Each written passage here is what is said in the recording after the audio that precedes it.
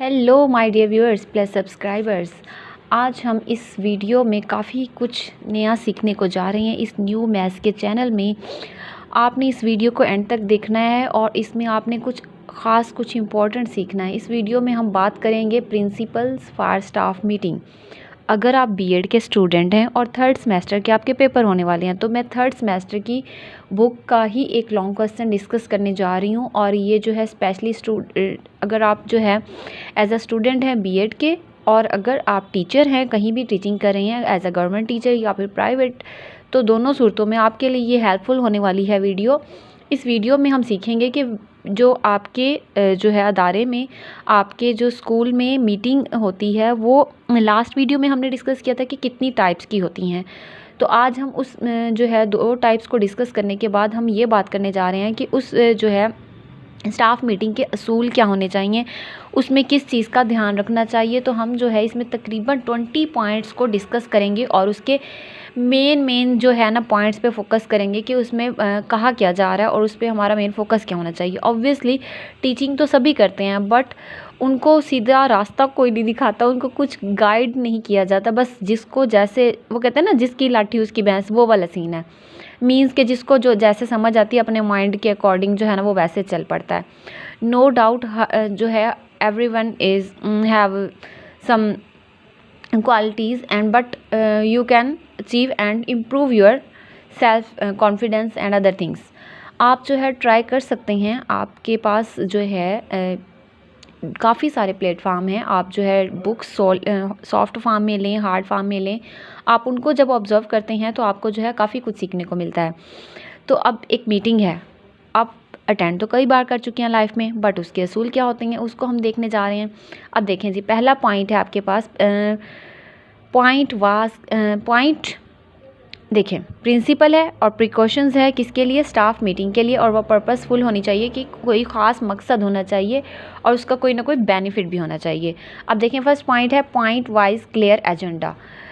उसके मीटिंग का असूल क्या है कि पॉइंट वाइज एक जो बंदा जो हेल्ड कर रहा है उसको मीटिंग को अरेंज किया हुआ है, मीन्स कि आपका प्रिंसिपल।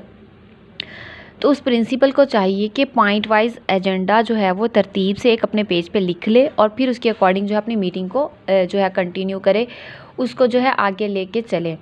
अब देखें, उसने पॉइंट वाइज क्लियर एजेंडा होना चाहिए। डाउटफुल उसकी वर्डिंग कभी भी नहीं होनी चाहिए। ऑब्वियसली जो वहाँ पे स्टाफ बैठा है उस सबका एतमाद वहाँ टूट जाना है, उनको समझ ही नहीं आने की ये मीटिंग थी किस लिए और बात क्या हुई है। तो जब तक उसके अपने पॉइंट क्लियर नहीं होंगे वो आप तक जो है अपनी बात क्लियरली नहीं पहुंचा पाएगा। अब दूसरी बात जो है प्रॉपर टाइमिंग जो है ना वो हर चीज़ जो है ना हर घूम फिर के टाइमिंग पर ही आती है। टाइम मैनेजमेंट, अगर आप टाइम को मैनेज नहीं कर सकते तो ऑब्वियसली हर चीज़ आपकी डिस्टर्ब हो जानी है। लेट्स सपोज एक टीचर जो है वो लेक्चर ले रहा है, आपने जो है सडन एमरजेंसी जो है वो मीटिंग रख दी और उनको बुलाया, उनका लेक्चर भी डिस्टर्ब हुआ और आगे से आपकी मीटिंग भी जो है वो बस 50-50 100 हुई, तो ऑब्वियसली कि वो जो है फ्रूटफुल नहीं होगी। तो आपने अपने टाइम को मैनेज करना है। अब नेक्स्ट थर्ड पॉइंट क्या है, meeting may be called if essential. अगर ज़रूरत है तब भी उसको कॉल करें।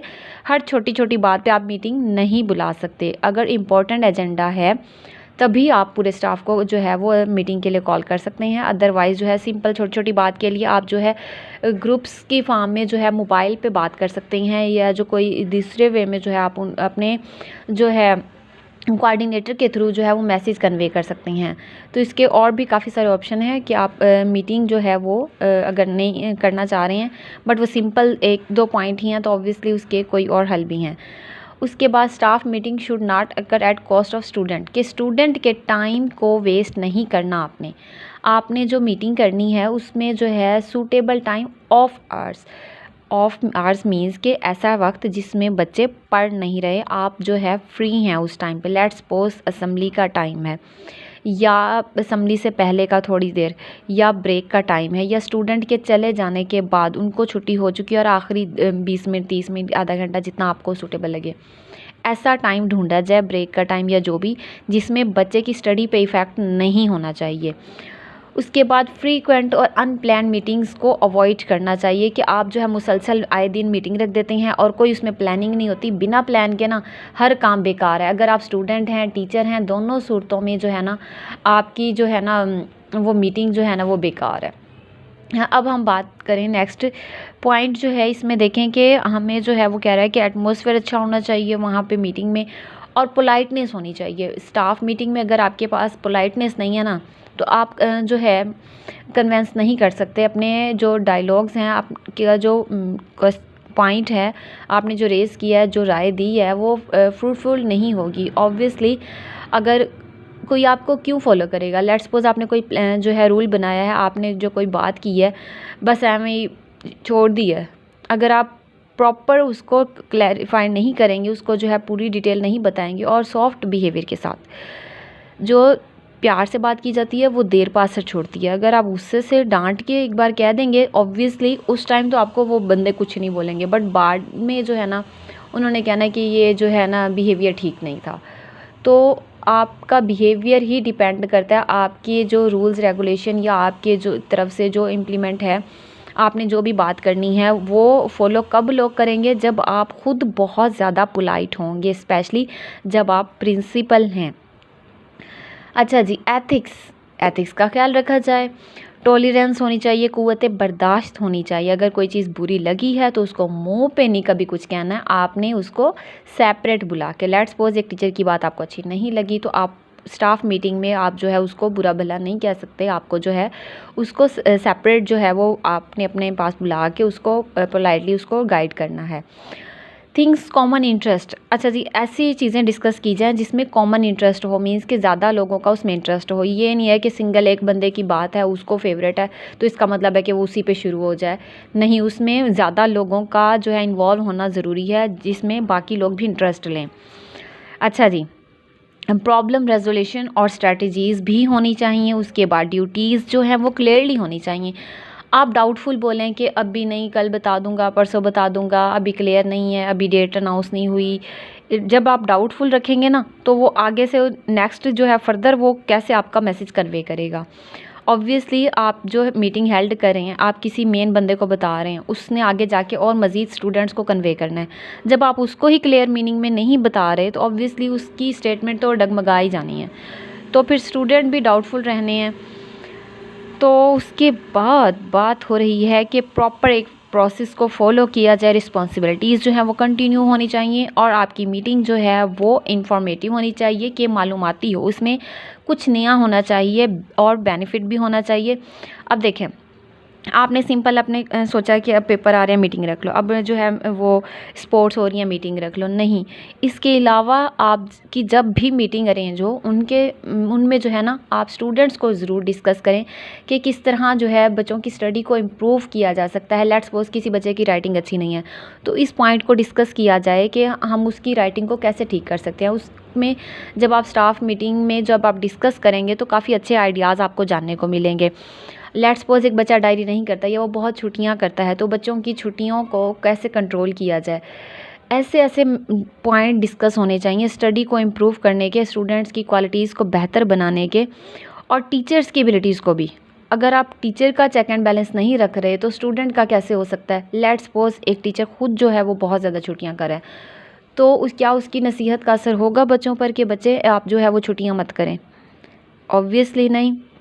इसी तरह जो है एक टीचर जो है वो वक्त की पाबंदी खुद नहीं कर रहा, तो क्या बच्चा जो है वो टाइम पर स्कूल आएगा? नहीं, वो आपको देखेगा कि मेरी टीचर भी अक्सर लेट हो जाती हैं। इस तरह ऐसे काफ़ी सारे पॉइंट्स हैं जिसमें जो है टीचर्स का चेक एंड बैलेंस भी होना ज़रूरी है, जो कि आपकी जो है कोऑर्डिनेटर होती हैं हर क्लास के लिए, एक स्पेसिफिक डिस्कस कर लिया जाता है कि किस क्लास की कौन सी कोऑर्डिनेटर होंगी। मैनेजमेंट होती है और एक लीडरशिप होती है, तो लीडरशिप और मैनेजमेंट दोनों ही जब प्रॉपर काम करती हैं, तब जाके वो आपका अदारा कामयाब होता है। तो मैनेजमेंट अच्छी होगी तभी जो है ओवरऑल आपका सारा कुछ अच्छा रहेगा। अब उसके बाद देखें, वो कह रहा है कि start the staff meetings with restriction of Holi Quran, कि आप तिलावत से जो है वो मीटिंग का आगाज़ कर सकते हैं। उसके बाद जो है अपने अपने पॉइंट्स एजेंडाज जो हैं वो प्रॉपर सक्सेसफुली डिस्कस करने हैं, टाइम को मैनेज करना है, और जो भी ओवरऑल होगा। उसके बाद लास्ट में एंडिंग में क्या होगा कि अल्लाह ताला से दुआ भी मांगनी है। जो आपने एम अपना बनाया, आपने डिसाइड किया, उसको फुलफ़िल भी करवाना है, और आपने एंड में अल्लाह ताला से ही दुआ मांगनी है कि हर चीज़ का दारोमदार अल्लाह कि जो है वो अल्लाह ताला से दुआ मांगने पर ही है कि अल्लाह ताला हमारे उस मकसद को कामयाब करे। ठीक है जी, इंसान अपने हिस्से की मेहनत तो कर देगा, लेकिन अल्लाह से दुआ ज़रूरी है।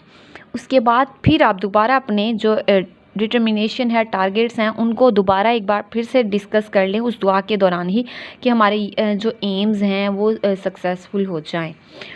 फिर उसके बाद जो है इम्पोर्टेंट डिसीजंस भी लिए जाएं और वो जो है वो इफ़ेक्टिवली भी होंगे। एंड देन वो कहता है कि नोटिस बोर्ड पर ये जो आपकी जो भी न्यू लेट्स सपोज कि आपकी डेट शीट बनाई गई है और वो डिस्कस हुई है, या जो है टेस्टों का सिलेबस जो है वो डिसाइड हुआ है, तो वो हमेशा स्टूडेंट को कैसे कन्वे किया जाता है, नोटिस बोर्ड में या मॉर्निंग असेंबली में अनाउंसमेंट।